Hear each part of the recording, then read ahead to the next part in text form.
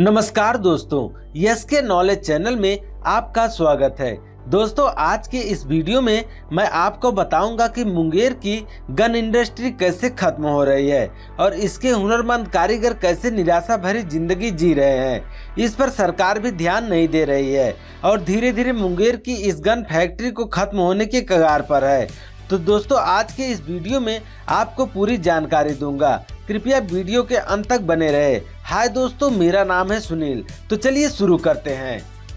लाल रंग के बटन को दिखने वाले सब्सक्राइब पर क्लिक करके हमारे चैनल को सब्सक्राइब कर लें और साथ ही ये भी ध्यान रखिएगा बेल आइकन के ऑल वाले बटन पर क्लिक कर लीजिएगा, जिससे हमारे हर नए वीडियो का नोटिफिकेशन आपको मिल जाया करे। वर्ष 1925 में स्थापित मुंगेर की बंदूक इंडस्ट्री आज अंतिम सांसें गिन रही है। स्थापना काल में 36 इकाइयों से शुरू हुई यह इंडस्ट्री में अब महज 4 इकाइयों तक सिमट कर रह गई है। मुंगेर की बंदूक कारीगरी, फिट और फिनिश के लिए देश भर में जानी जाती थी। इतना ही नहीं, भारत में बिकने वाली बंदूकों की 50% से ज्यादा बंदूकें अकेले मुंगेर की इंडस्ट्री ही सप्लाई करती थी। सरकार ने यदि इंडस्ट्री को पुनर्जीवित नहीं किया तो यह एक इतिहास बनकर रह जाएगा। आज भी धरना पर बैठे मुंगेर के कई कुशल कारीगर, काम नहीं रहने के कारण बंदूक कारखानों से हटाए गए कारीगर आज भी संग्रहालय के समीप धरना पर बैठते हैं। संगठन के नेतृत्वकर्ता छोटी मिर्जापुर के आजाद कुमार शर्मा ने बताया कि बंदूक कंपनी ने उन्हें निकाल दिया है। वेतन के नाम पर कुछ पैसे देकर उनसे वेतन रजिस्टर पर दस्तखत करा लिया जाता है। धरना पर बैठने वाले सभी कुशल कारीगरों की मांग है कि सरकार उन्हें रोजगार दे ताकि वे अपने परिवार का भरण पोषण कर सके। हुनरमंद कारीगर ग्लाक पिस्टल, इसांस और AK-47 तक बना सकते हैं। मुंगेर के हुनरमंद कारीगर ग्लाक पिस्टल, इंसास और AK-47 जैसे हथियारों का निर्माण कर सकते हैं।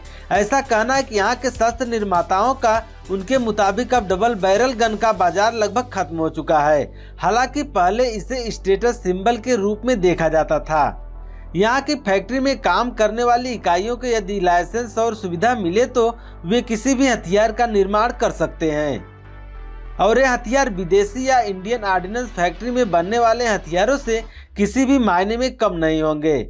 लेकिन इसके लिए फैक्ट्री में कंप्यूटर नियंत्रित आधुनिक उपकरण स्थापित करने की जरूरत है। सर्वप्रथम मीर कासिम ने अफगानी आर्मोरर को लाया था मुंगेर। पहली बार मीर कासिम ने अफगानी कारीगरों से यहाँ की बंदूकों का निर्माण करना शुरू कराया था। लगभग 20 से 25 अफगानी आर्मोरर को उन्होंने अपने साथ मुंगेर लाया और इस काम के लिए लगाया था। इन कारीगरों ने मुंगेर के लोगों को यह भी हुनर सिखाया कि जो कालांतर से काफी विकसित हुआ है। वे अपने घरों में ही हथियारों का निर्माण करने लगे। वर्ष 1925 से अंग्रेज भी अपनी जरूरत के मुताबिक इन कारीगरों से हथियार का निर्माण कराने लगे। 1952 में सभी इकाइयों को जेल में किया गया शिफ्ट। आजादी के बाद 1952 में देश में आर्म एक्ट कानून लाया गया। इसके बाद हथियार निर्माण करने से जुड़े सभी घटनाएं को सरकार ने एक छत के नीचे काम करने का आदेश दिया। सभी इकाइयों को जेल में हथियार निर्माण के लिए जगह दी गई। लगभग 20 वर्षों तक हथियारों का निर्माण जेल के अंदर ही होता रहा।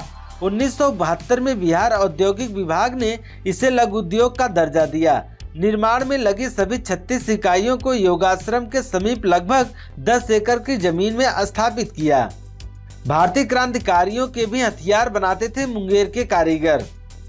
स्वतंत्रता संग्राम के लिए लड़ने वाले क्रांतिवीरों के लिए मुंगेर के कारीगर हथियार बनाकर उन्हें सप्लाई करते थे। वर्ष 1925 में मेवालाल एंड कंपनी के प्रोप्राइटर सीताराम शर्मा ने चंद्रशेखर आजाद के लिए रिवाल्वर बनाई थी। आजादी की लड़ाई में बड़े पैमाने पर यहाँ के हथियारों को प्रयोग में किया जाता था। बेरोजगारी के बाद कई कारीगर का पलायन। पैसों के कारण यहाँ के कई हुनरमंद कारीगर जम्मू कश्मीर की बंदूक फैक्ट्री में काम कर रहे हैं। बंदूक फैक्ट्री में फिक्सेशन के लिए कई कारीगर आज भी लड़ रहे हैं। इनका धरना अक्सर शहर शहीद चौक पर दिया जाता है। क्या कहते हैं बंदूक निर्माता? मुंगेर की बंदूक इंडस्ट्री के मॉडर्नाइजेशन के लिए सरकार को पहल करनी चाहिए।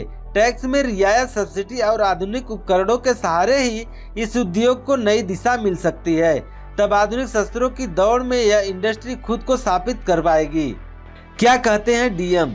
2016 में आर्म एक्ट के नए कानून में काफी बदलाव किए गए हैं। इसके तहत शस्त्र निर्माताओं को कई विकल्प दिए गए हैं। अब वे लाइसेंस लेकर आधुनिक हथियारों का निर्माण कर सकते हैं। बंदूक फैक्ट्री के रिवॉल्वर के लिए सरकार की तरफ से फिलहाल कोई प्लान नहीं आया है। तो दोस्तों, हमारी यह जानकारी आपको कैसी लगी, हमें कमेंट बॉक्स के माध्यम से जरूर बताइएगा। तो दोस्तों, मिलते हैं अगले वीडियो में। तब तक के लिए जय हिंद।